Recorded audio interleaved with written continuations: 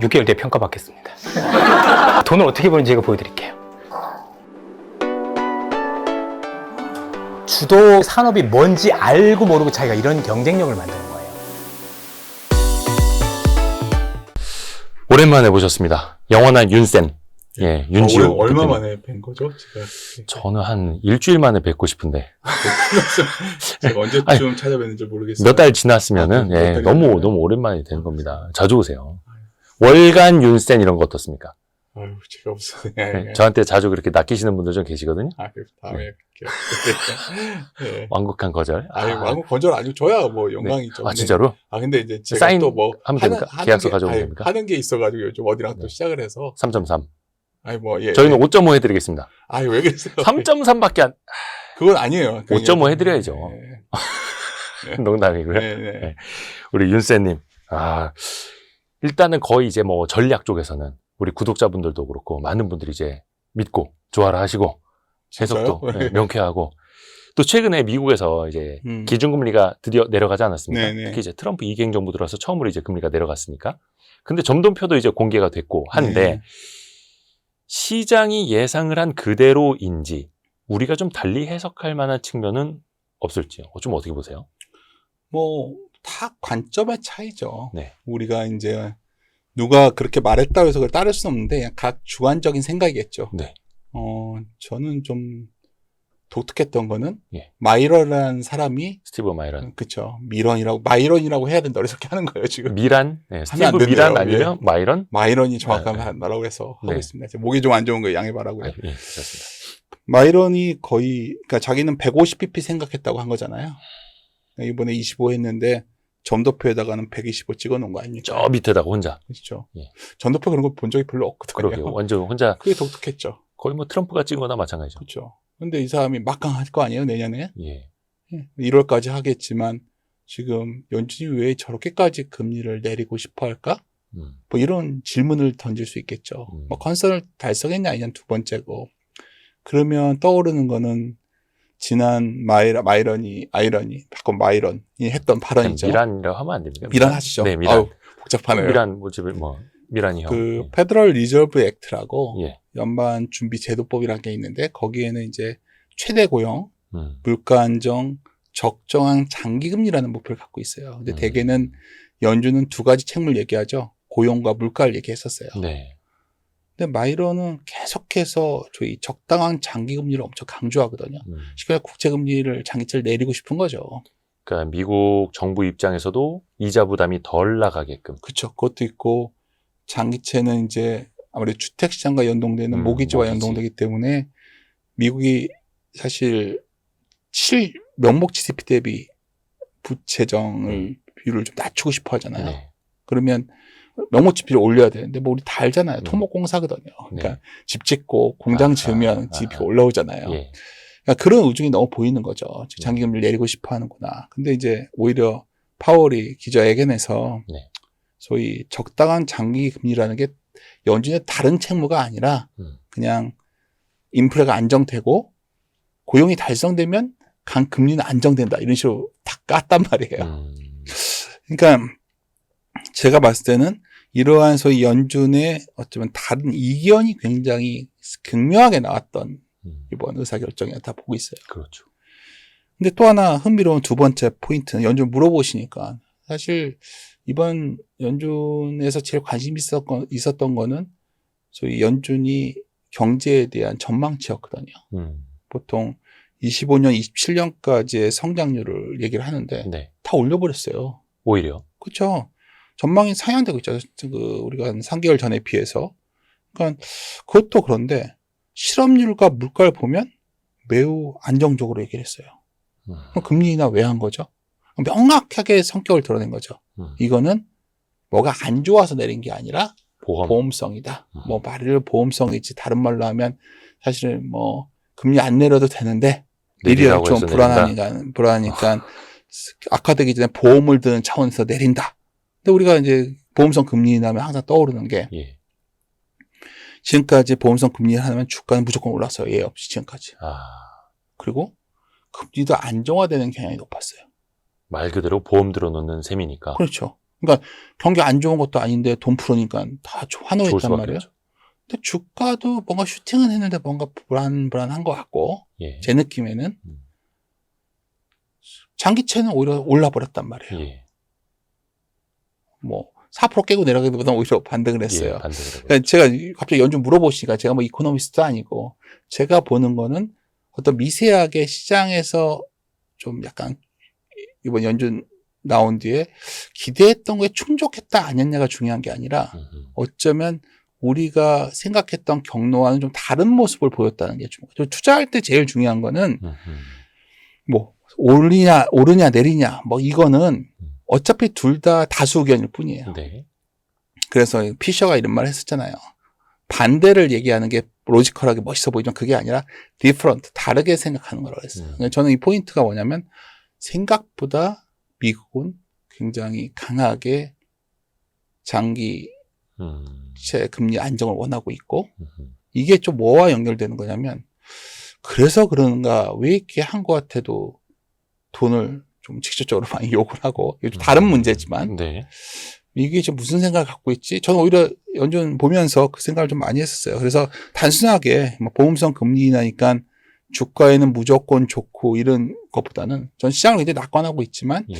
오히려 이번 연준 이후에 좀 추석 연휴 전까지 주가는 좀 출렁일 수도 있겠다 그런 생각 좀 들었어요 저는. 왜냐하면 이게 뭐 그리고 오늘 같은 경우에 또 포인트는 오늘 뭐 BOJ가 있었잖아요. 아, 네, 일본 중앙은행.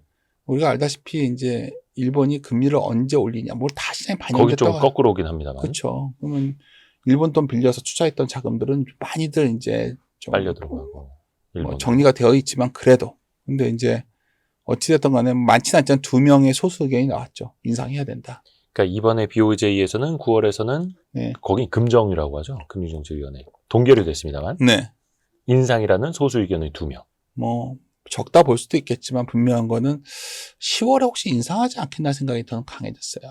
2명의 소수 의견 정도면 네. 다음번에는 올린다. 왜냐하면 일본도 물가 문제도 있고 여러 가지로 그래서 뭐 선거라는 변수가 있지만 그렇게 본다면은 약간 이 시장을 이끌어가는 주된 힘은 매우 긍정적으로 보고 있어요. 주에 말씀을 드릴 텐데. 네. 근데 이제 주변 변수들이 약간 오히려 약간 노이즈가 끼겠구나. 소음 정도. 아하.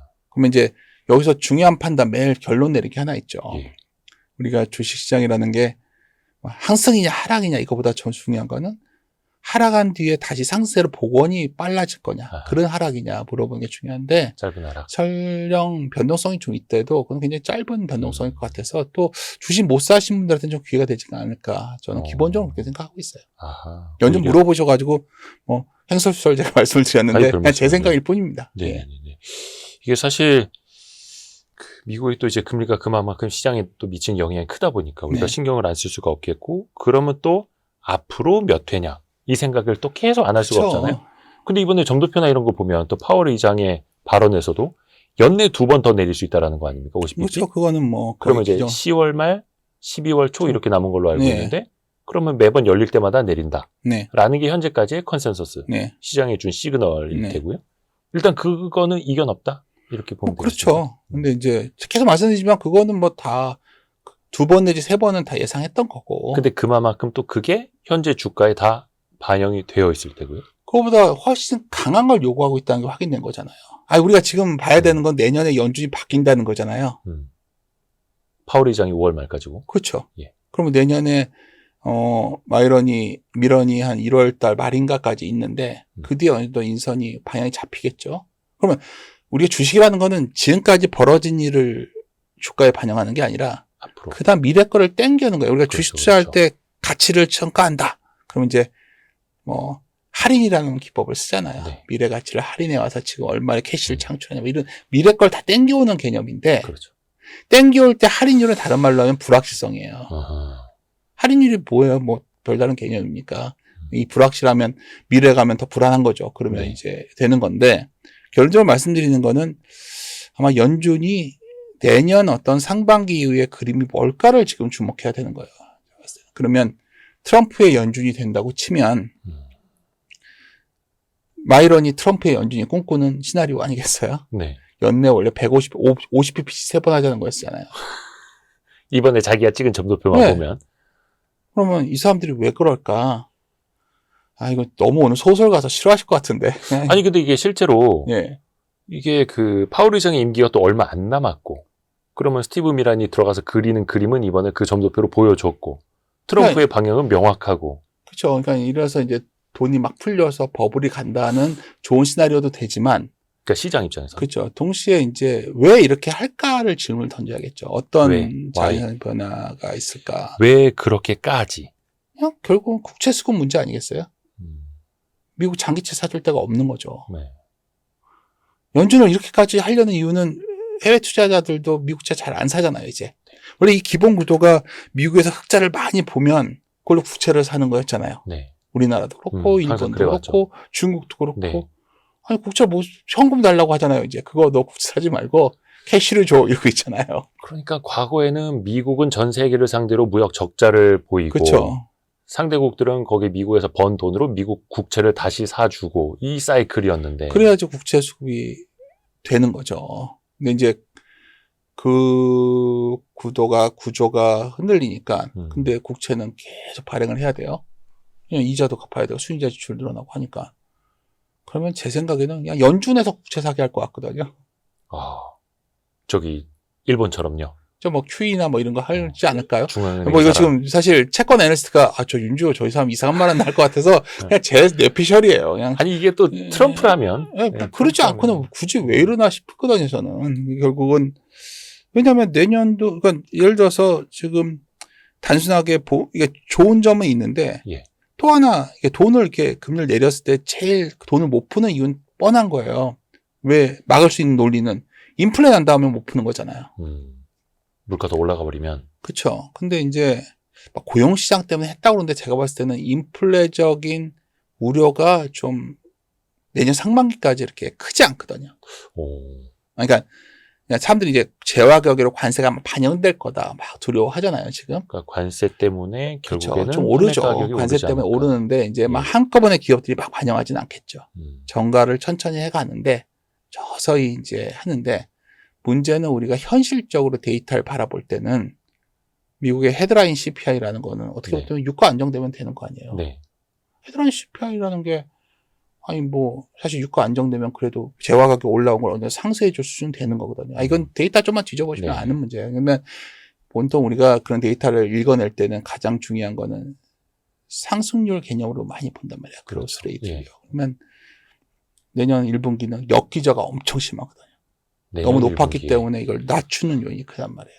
아, 25년 1분기가 높았어서. 그러니까. 그러면 거의 마이너스 34에서 35% 정도를 낮추는 요인이 있는데 돈 풀어도 해볼 만한 내년 한반기까지 막 세게 달리고 싶은 거예요. 제가 봤을 때는.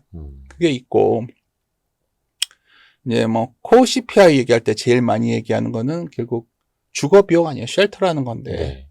이것도 상당히 안정화돼 있잖아요. 그래서 저희는 되게 특이한 것 중에 하나가 뭐 이것도 오늘 어차피 거의 뭐 자주 안 오니까 거의 소설 쓰고 갈게요. 그냥 좋습니다. 뭐 어차피 네. 뭐 예를 들어서 지금 러시아 문제도 잘 보면 우랄류라고 있잖아요. 우랄류. 이게 이제 상당히 저가 공세를 하잖아요. 우리나라 케미칼 산업이 흔들렸던 것도 러시아가 중국에 엄청 싸게 유가 주니까 거기 마진이 걔네가 좋고 우린 다 망한 거죠. 네. 나중 원가를 가지고 석유 그쵸. 화학산 만들고. 근데 이제 예를 들어서 왜 러시아랑 왜 이게 잘 안 될까? 사실 트럼프가 러시아를 막 어떻게 할 수도 없는 상황 같아요. 왜냐하면 뭐 더 이상 할 것도 없고. 미국가 유가 하락하게 쓰는 방법이 뭐가 있어요? 오펙 플러스에 증산 막 시키거나 예, 증산하고 있고. 러시아산 원유 구매국들한테는 구매 중단시키고 뭐 자기들 마음대로 하고 싶어 하지만 뒤로는 걔네가 계속 저가 공세를 하고 있는 거죠. 중국, 인도가 사주고. 그렇죠. 그래서 제가 보기에는 막 푸틴을 못마땅하지만 어떻게 할 수 있는 방법도 없어요. 유가도 상당히 뭐 공급이 과잉 상태가 유지되기 때문에 해볼 만한 상황인 거죠. 그러니까 물가가, 그러니까 제 말에서 금리를 생각보다 세게 내릴 수도 있겠다 생각을 전 해요, 내년 상반기에. 그래서 주가가 이 난리가 났던 거 아닐까, 미국 증시는. 그러니까 물가 때문에 나중에 금리를 더 못 내리는 상황. 최소한 그 올 가능성을 좀 낮게 보시는 거고. 상반기까지는. 해볼 만한 수준이다. 그렇죠. 중간선거 11월에 있으니까 뭐라도 하지 않겠어요, 지금? 그것도 있고 뭐 재정에 결국 문제가 재정이란 게 뭐예요? 나라가 자기네 돈 써가지고 경제 성장률에 돈을 투입하는 거잖아요. 네.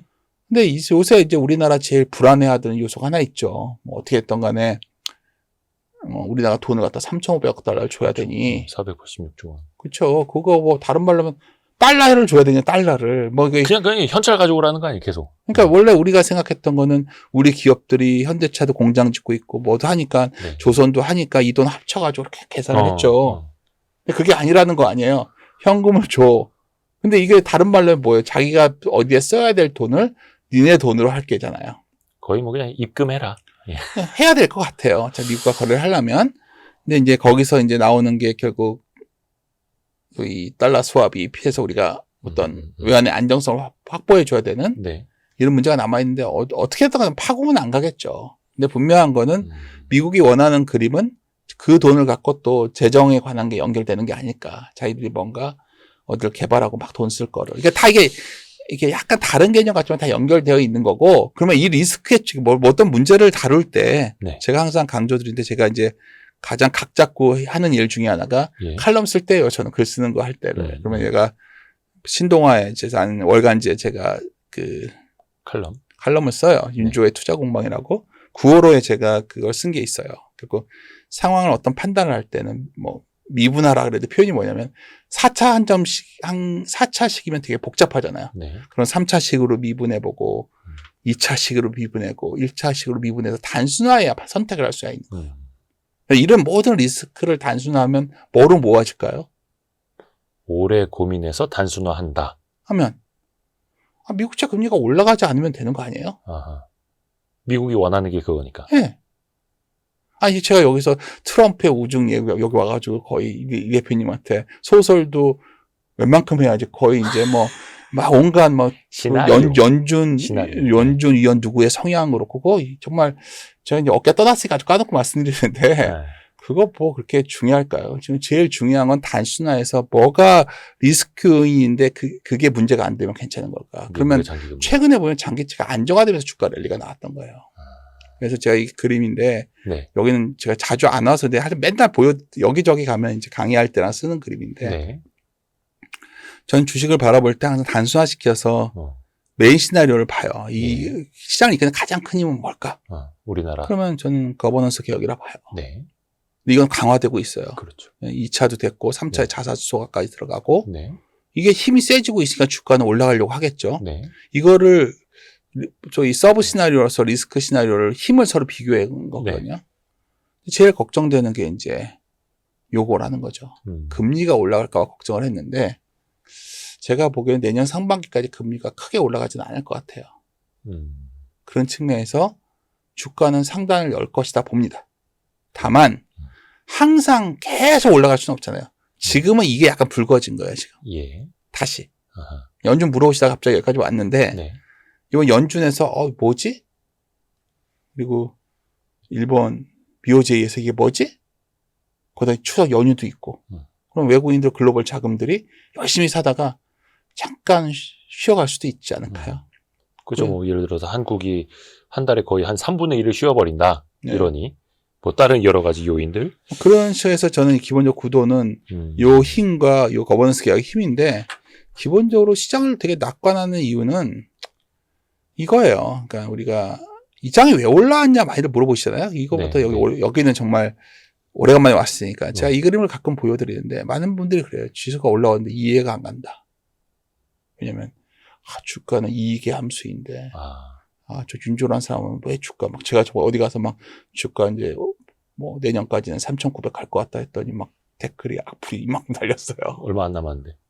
그렇죠. 예. 그때 한 3,200일 때 100일 때 이랬으니까. 근데 이제 1차적으로 3,600 보자 했을 때 핵심은 뭐냐? 내년 아시다시피 올해 대비 올해가 지금 아시다시피 제가 이 숫자를 적어 잠깐만 체크해 볼게요. 2025년에 영업이익 전망치는 전년 대비 얼마 줄었는 줄 아세요? 지금 현재 16% 감소했어요. 삼성전자의 영향도 클 테고. 아니, 상식적으로 다 뭐 삼성전자 이런 거 빼고 자꾸 이럴 것 같다가 뭐 복잡하게 이것 때문이다 하지 말고. 자꾸 하시면 안 돼요. 죄송합니다. 그게 제일 죄송합니다. 제가 봤을 때는 이런 핑계 저런 핑계 대야 되는 거예요. 그냥 어찌됐든 전체 시장에 대해서 주가가 영업이익 전망치가 전년 대비 16%가 줄었는데 역사적 고점을 넘어섰어요. 그러면 우리가 여기서 함수라는 개념을 생각해 보죠. 함수가 뭐예요? 이 통에 들어가서 자판기에 동전을 넣으면 콜라가 나온다는 거 알듯이 네. 이익이 늘면 주가가 올라가고 이익이 줄면 주가가 빠진다는 게 우리의 펀더멘탈한 생각 아니었어요? 아닌가요? 뭐 기존에는 그랬죠. 그렇죠. 그래서 한국이 그랬었어요. 이익이 늘면 주가가 올랐죠. 네. 이게 코스피고 이익이에요. 어허. 이익이 늘면 주가가 올랐죠. 올랐고. 이익이 늘어도 주가는 여기 있었죠. 네. 근데 최근에는 그러니까 왜 주가가 그랬을까 생각을 해보면 요번에 올라온 거는 이익이 좋아져야 좋지만 사실 이 그림을 보시면 되죠. 단기 순이익은 이렇게 올랐는데 EPS가 못 오른 거예요. 산수를 생각해 보세요. EPS는 못 오른 단기 수익이 이렇게 올라가는데 이 괴리가 예전에 이 정도 유지가 됐어요. 괴리가 계속 벌어져요. 왜 벌어지는 거죠?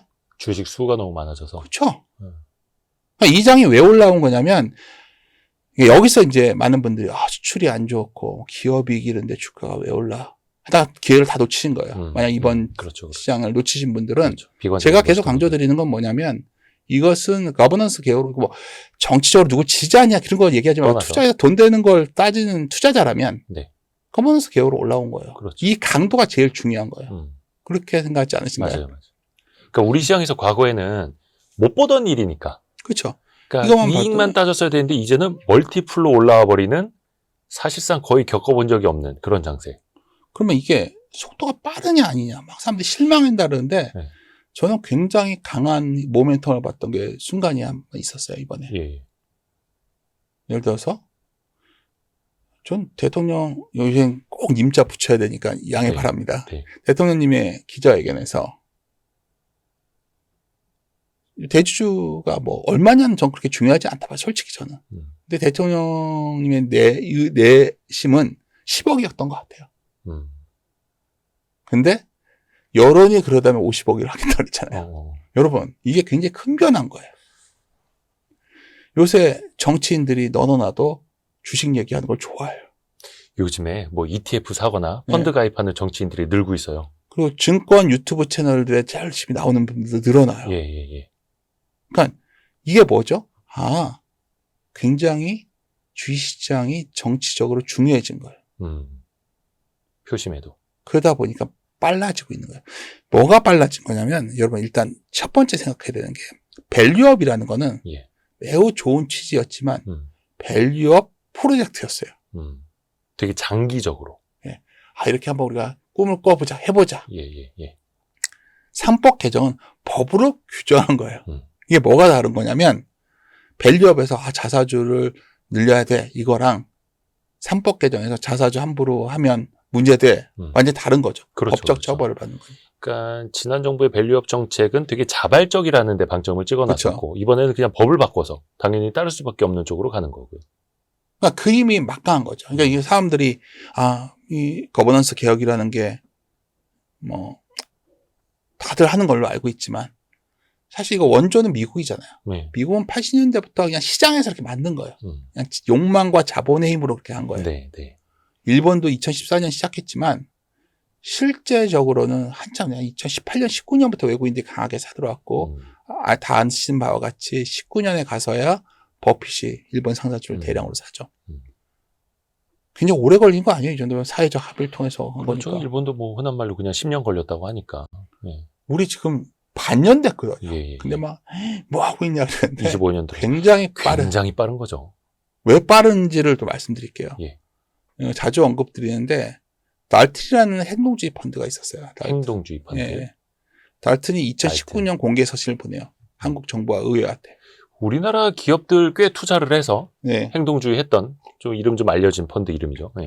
그러니까 이렇게 되면 행동주의자들이 들어온다. 그러니까 전 세계에서 지금 제가 자주 인용하는데 네. 제가 인용한 건 아니고 바클레이즈 자료 네. 보면 올해 상반기에 전 세계에서 행동주의자들 가장 많이 활동한 나라가 미국은 당연히 알 거고 그다음에 일본이거든요. 네. 그러니까 일본에서 못 들어온 행동주의자들 입장에서는 얼마나 아쉽겠어요. 한국은 좀 비슷한 나라인데. 아니 뭐 이것도 제 소설이에요. 자꾸 이러면. 아니 근데 이제 바뀌어 간다라는 게 보이고 예전에는 뭐 현대홈쇼핑도 그렇고 여러 기업들 뭐 주주서한 보내고 싸우고 여론전 해도 안 되고 나갈 수밖에 없었고 그런 거 이제 반복을 했었는데 이제 진짜 달라지네. 이런 외국인도 왜 느낄 거 아니에요? 달라진다고 느끼고 하냐면 달튼의 공개 서신이 뭐였냐면 이렇게 해달라고 했던 거예요. 네. 보시면은 표다시피 상속세까지 인하는 안 했지만 배당 소득세 관련된 게 있었고요. 하여튼 뭐 실망스럽지만 네. 시작을 했고요. 음. 자사주 매입 시 자동 소각해달라. 음. 기존 주식은 아니라 신규라는 그렇게 이거 할 것 같잖아요. 343 네, 개정에 네, 네. 최소한 이건 할 것 같아요. 예. 관서에 이건 했잖아요. 지점 투표제 의무화는 이미. 그렇죠. 은행 같은 경우에 옛날에 주주 환원율 사실 50%가 마이벽이라고 했는데 KB가 넘겨버렸잖아요. 50% 넘겼잖아요. 이것도 바뀌었잖아요. 네. 상당히 많이 서신에 관하게 진행된 거 아닌가요? 그렇죠. 그러니까 우리가 지금 물어봐야 되는 건 외국인들이 한국을 사냐 안 사냐를 매일매일 수급 동향으로 볼 게 아니라 네. 이런 변화가 있으면 외국인들이 들어올 거라고 했던 그런 소위 환경. 긍정적 변화가 진행되고 있다는 거예요. 네. 그래서 저는 외국인들이 많이 들어올 것 같아요. 음. 그러니까 외부에 약간 그런 소위 한국의 그런 매크로한 좀 불안정이 있지만 기본적으로 외국인들은 한국을 사러 들어올 것 같다. 그리고 뭐 이 대표님도 여의도에서 기자 생활 오래 하시고 뭐 증권사나 운용사들 많이 만났잖아요. 네. 네. 뭐 우리가 엄청나게 합리적인 사람들 같지만 다 월급쟁이에요, 월급쟁이. 그러면 옛날에도 보면 막 어떤 올해 장이 막 어디가 좋았어요. 예를 들어서 우리 다들 뭐 고생들 했던 2차 전지 한번 생각해 보시죠. 나중에 결국 사잖아요, 많은 기관들이. 네, 네. 못 견뎌요. 어쩔 수 없이. 왜냐면 이게 이렇게 좋았는데 너는 왜 편입 안 했어? 네. 고객들은 당신들 뭐 하고 있어? 아우성치니까. 그렇죠. 그럼 올해 전 세계에서 어느 정도 규모가 되는 시장 중에서 전 세계 제일 많이 오른 나라가 어디죠? 올해? 우리나라요? 아니, 전 세계에서 주식시장 중에서. 올해요? 네.